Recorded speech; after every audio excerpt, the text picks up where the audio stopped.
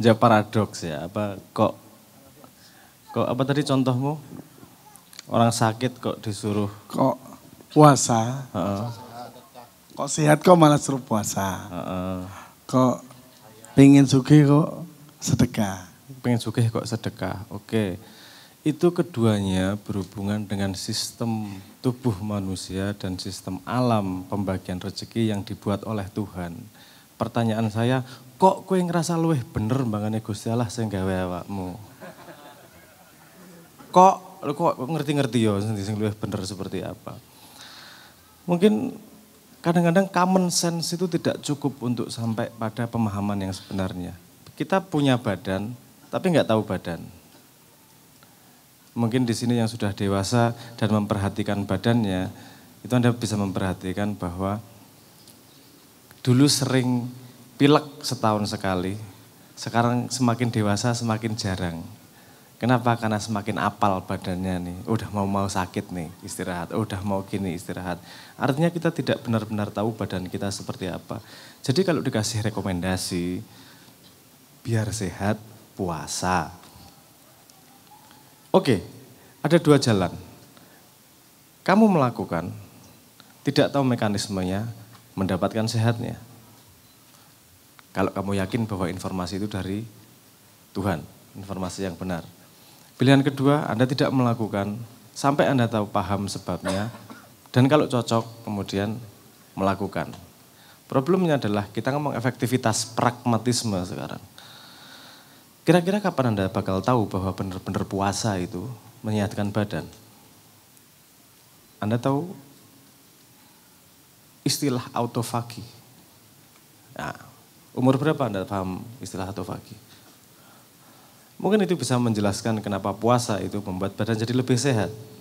Karena badan diberi kesempatan untuk makan badannya, sel-selnya sendiri yang memang sudah tua dan sudah tidak benar dikasih kesempatan makan. Gimana biar badan bisa makan, membersihkan badannya sendiri? Jangan dikasih makanan dari luar. Sehingga dia menggerogoti dirinya sendiri. Tapi yang digerogoti duluan adalah sel-sel yang memang tidak baik. Apa yang memang sudah menua dan hanya jadi beban kan gitu. Ada prosesnya dengan sains, kemudian kita paham mekanismenya. Tapi untuk bisa mendapat manfaatnya, kadang-kadang kita tidak perlu tahu sebabnya seperti apa. Kalau ngomong efektivitas, kalau Anda percaya, lakukan saja. Selesai. Kalau Anda, itu bukan paradoks, itu pemahaman Anda itu pemahamanmu yang kamu anggap setara dengan pengetahuan Tuhan. Makanya jadinya paradoks. Paham gak akarnya? Oh, kok gini? Kan seharusnya gini. Sehingga awak ki Gusti Allah ya. Kok wani ngekok ki Gusti Allah. Artinya kan Anda menimbang bahwa informasi yang kamu miliki, yang menurutmu common sense ini adalah pengetahuan yang sama Tuhan, sehingga paradoks. Padahal nggak paradoks, itu masalahnya akarnya kita bodoh aja, kan gitu. Beda kalau kita koknya yang bukan berasal dari Tuhan. Gini maksud saya, kalau sistem bernegara ini bukan dari Tuhan, ini karangan manusia ini. Kita mau kok boleh, kok gini, wong itu persetujuan manusia kok. Artinya manusia punya hak yang sama untuk ngomong dan tidak setuju terhadap sistem yang dibuat. Sistem atau bagaimana sistem itu digunakan dalam tanda petik seperti itu. Kita boleh ngomong kayak gitu. Level informasinya setara untuk kita bisa ngomong kok dan mencari lebih jauh. Walaupun saya merekomendasikan sebelum ngomong kok atau mengkritik, tahu why-nya dulu. Kita terbiasa untuk tahu what-nya tapi tidak tahu why-nya kenapa. Karena setiap keputusan, setiap sistem yang dibuat itu pasti ada akarnya kenapanya. Dan kenapanya itu biasanya memecahkan sebuah masalah yang spesifik saat itu dihadapi. Yang jadi penerus raja adalah pangeran saat itu make sense. Saat itu, keadaannya make sense kalau zaman itu. Kenapa? Karena membutuhkan meritokratas, membutuhkan orang yang paling paham terhadap gimana nata society. Sementara dalam keadaan saat itu, informasi paling banyak itu adanya di kerajaan. Entah dari buku, entah dari sumber, entah belajar dari bapaknya. Jadi orang yang di jalanan tidak punya modal yang sama dengan orang yang di dalam keraton. Jadi make sense kalau kemudian kans terbesar pemimpinnya yang baik adalah pangerannya. Itu pun dengan asumsi dan dengan resikonya. Asumsinya rajanya mendidik anaknya dengan benar sehingga anaknya benar-benar kompeten misalnya gitu. Atau dengan asumsi bahwa anaknya ini memang punya naluri seperti bapaknya dan bapaknya berani menghajar anaknya untuk melatih anaknya sehingga punya kapabilitas seperti bapaknya. Karena biasanya kedua ketiga itu tidak sekuat yang pertama. Yang pertama itu dia menghadapi kesulitan sehingga bisa bikin kerajaan, itu membutuhkan kualitas yang luar biasa. Anaknya itu udah lahir disendoi pakai sendok emas kan gitu. Itu yang tadinya bapaknya kuat karena keadaan, harus membuat anaknya kuat dengan keadaan yang dibuat oleh bapaknya. Paham maksudku ya. Dan itu tadi satu lagi paradoks yang ditanyain adalah, kok kita harus sedekah untuk kaya? Golek teori liyo nggak apa-apa jajalai. Ini yang buat yang membagi. Saya mungkin bisa mencari penjelasannya, bisa dianggap sebagai otak-atik gaduk ya. Tapi bisa menjelaskan juga, misalnya pakai penjelasan psikologi. Untuk kamu bisa kaya di dunia modern, kamu butuh pada sebuah posisi di mana kamu bermanfaat untuk orang lain. Sehingga orang lain bersedia memberimu resources duit untuk servis yang kamu berikan. Oke, gimana servis yang bisa kamu berikan?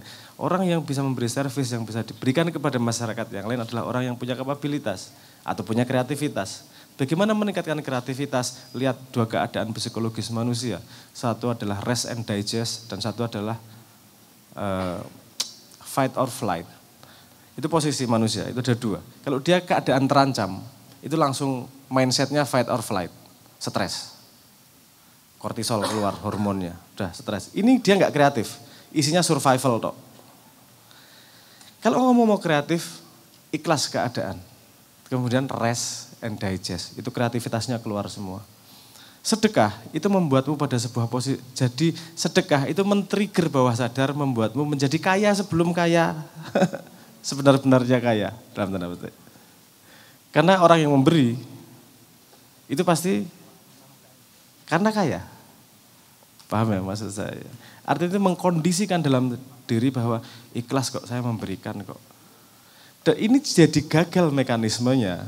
Ketika kamu, saya pengen kaya, kapan kayanya? Kapan kaya? Ikhlasnya pura-pura, itu mekanismenya nggak jalan jadian.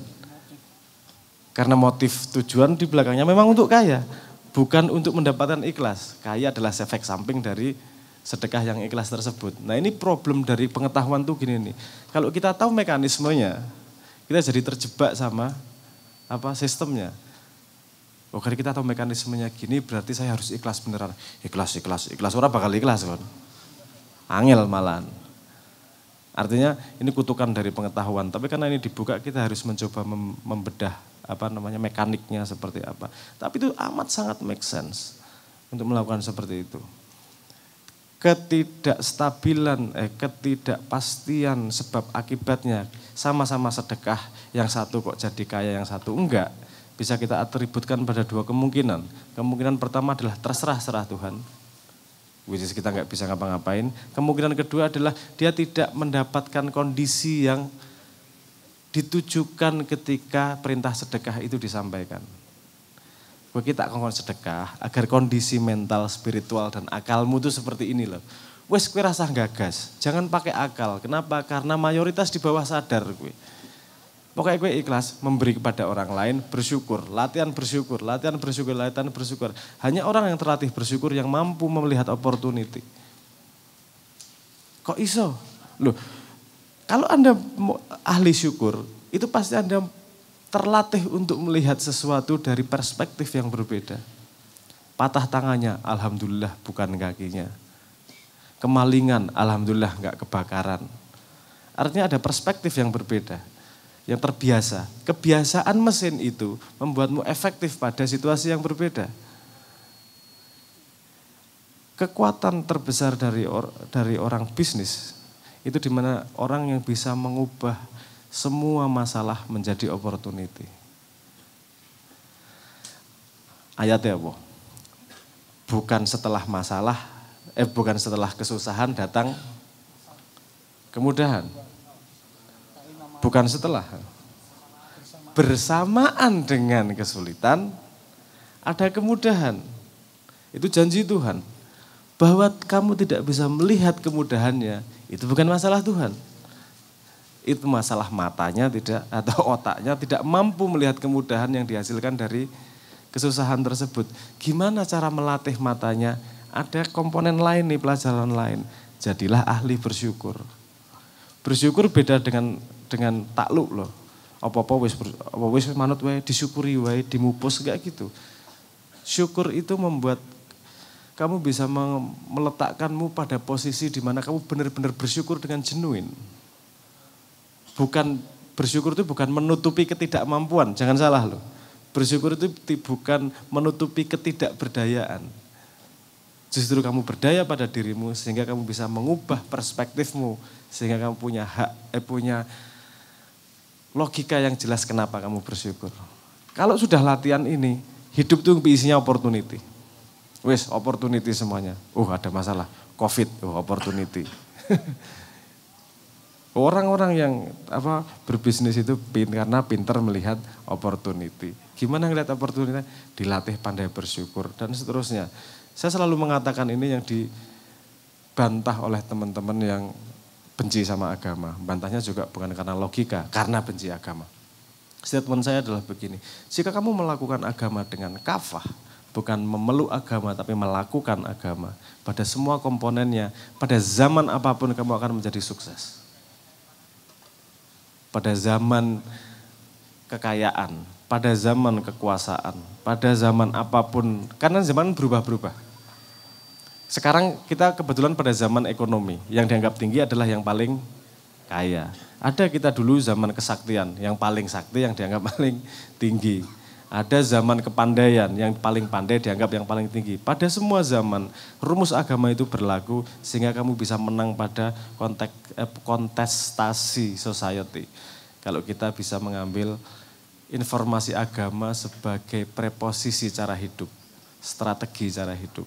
Nah mungkin ini butuh pembahasan yang lebih kecil-kecil lagi, tapi insight yang bisa diambil dari kalimat saya yang panjang dan muter-muter itu tadi adalah bahwa kita harus selalu waspada pada informasi. Informasinya levelnya seperti apa, gimana membandingkannya, dan endingnya adalah tadi jangan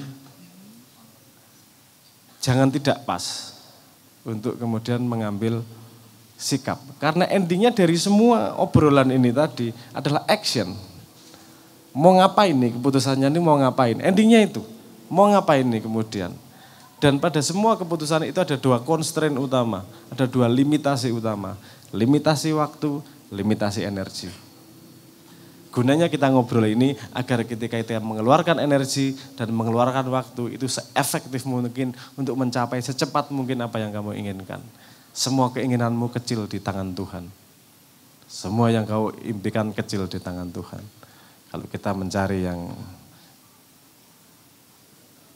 disediakan oleh Tuhan, insya Allah semua keinginanmu akan tercapai. Suatu saat jangan ngetok waktu.